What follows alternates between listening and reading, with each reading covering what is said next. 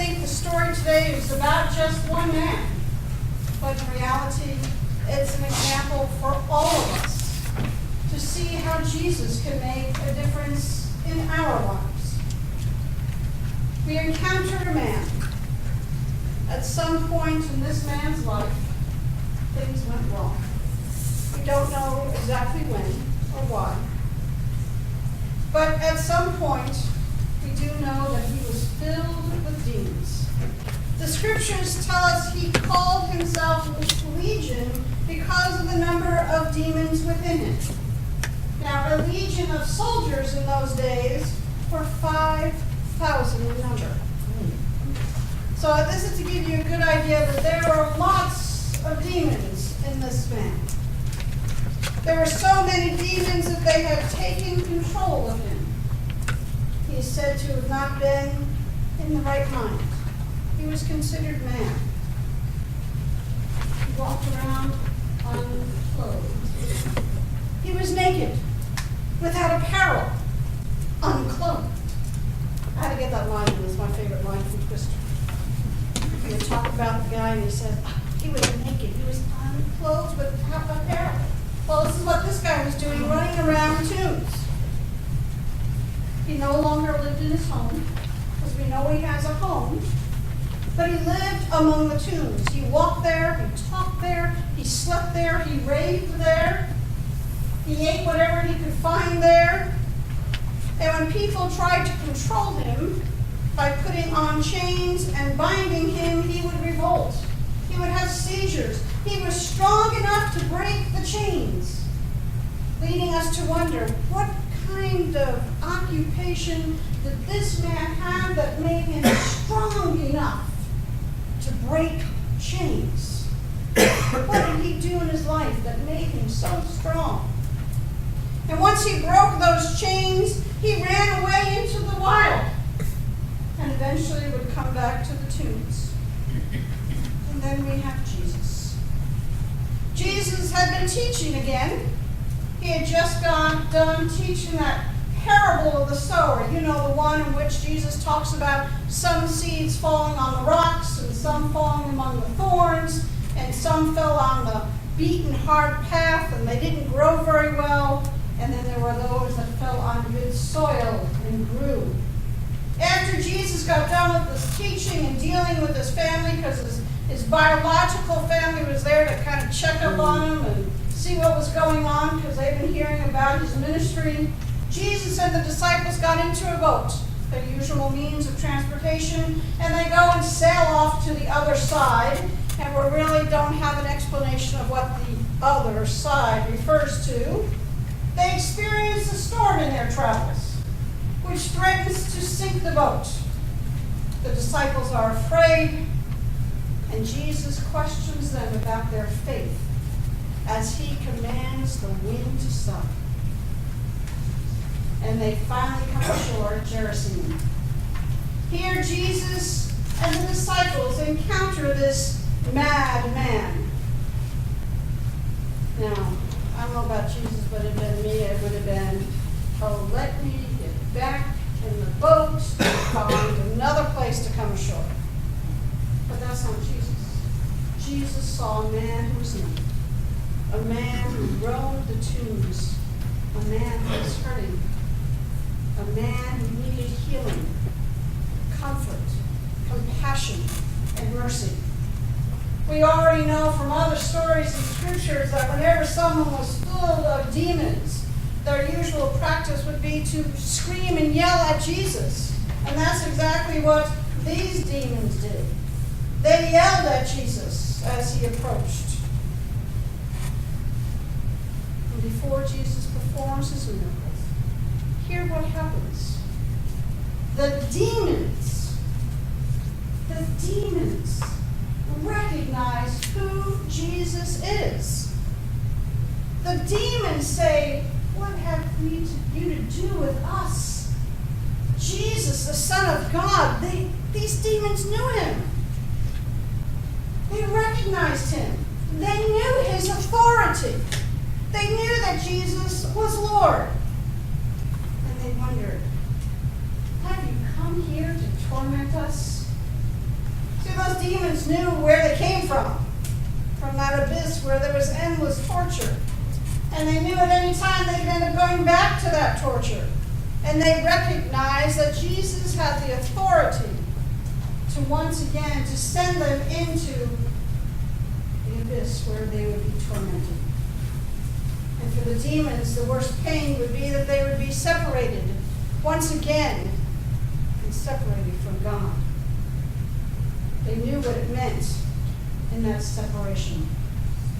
And they begged, don't send us back to the abyss. Put us into those swine that are over there. And Jesus did exactly as they asked, and send the demons into the swine, who then ran down the hillside, and they rushed into the water and they all drowned. Now the swineherd weren't very happy. I'm sure there went their money, their livelihood, their dinner. They went back to town and told the townspeople of what they saw. And when they all got back, there was the man. The man they all knew as mad. The man that they had been trying forever to just get him under control. The man who at some point must have been living among them. And there he was sitting with Jesus. Just sitting with Jesus. Fully clothed. Now we have to wonder, wait a second, he was naked. Well, maybe that some of the disciples had extra bags of clothes with them. And they gave up their clothes for the one who was naked. The clothing represented the fact that this man was sane. That he was now in his right mind. And we need to be aware that any of us could be that man, unclothed before God. For we come to God naked in our sin. We are naked as we try to follow the laws of old.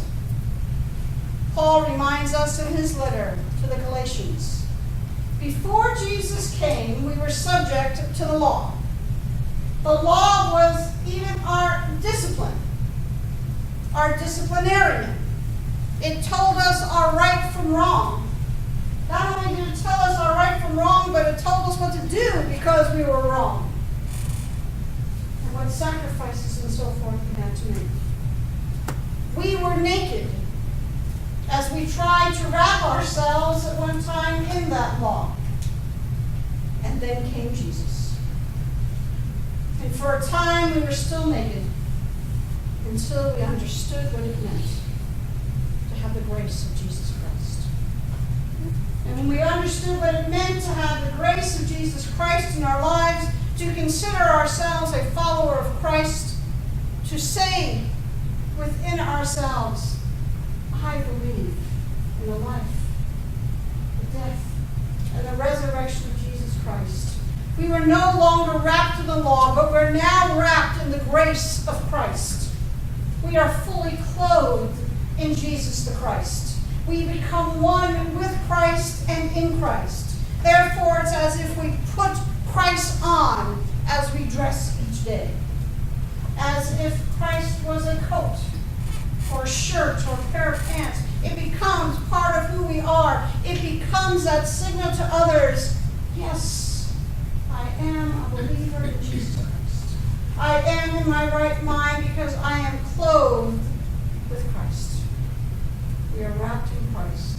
And as we are in Christ, Christ is also with us. And we are no longer naked. We no longer have to worry about ever being called a legion. We are clothed in the righteousness of Christ. And it's not often in our biblical stories that we get to hear the rest of the story. Usually something happens and Jesus does a healing or a miracle or touches someone's life. And that's the last we hear about it. But this man, we still don't know his name. We now know he's now the man clothed. And we know that Jesus has given him a ministry. See, he was so grateful for what Jesus did for him that he wanted to follow Jesus. He wanted to become one of his disciples and go with him from place to place to place. like the other disciples. But Jesus gave him specific instructions. And it's the same instructions that Jesus gives to each and every one of us. Return to your home. So that's how we know he had a home and a home waiting for him, because Jesus says, return to your home. Declare how much God has done for you. When was the last time you have told someone else how much God has done for you? That same instruction to declare to others what Christ does for you is the same thing that we need to be telling others that we encounter. Don't keep this event a secret. This is the one time where Jesus is saying, you don't have to be quiet about it. I want you to go out and shout about it. I want you to go back to your hometown. I want you to be a home missionary. I want you to tell your friends. I want you to tell your family. I want you to tell your next door neighbor. I want you to tell the stranger that you encounter in your hometown what I have done for you. Spread the miracle of Jesus Christ among the people. Share your new belief in Jesus Christ with your family and friends. Don't keep it a secret. Tell it to everybody. So church, I ask you this morning, are you clothed in the grace of Christ? When you get up in the morning, do you realize that you're putting on the garment of Christ to take it with you? It's not like something you can leave in the chair. It's not something you leave hanging in the closet. Where you go, it goes. When you sit down, it sits down. When you get up, it gets up. When you go down into your car, it's down there with you. Because your clothes is permanently upon you. When you say to Christ, I want you in my life, you have Christ all upon you. And if you are clothed in Christ, what is your mission? Are you talking to your neighbors? Are you talking to your family? Are you talking to your children or your siblings or your parents about what God has done for you in your life?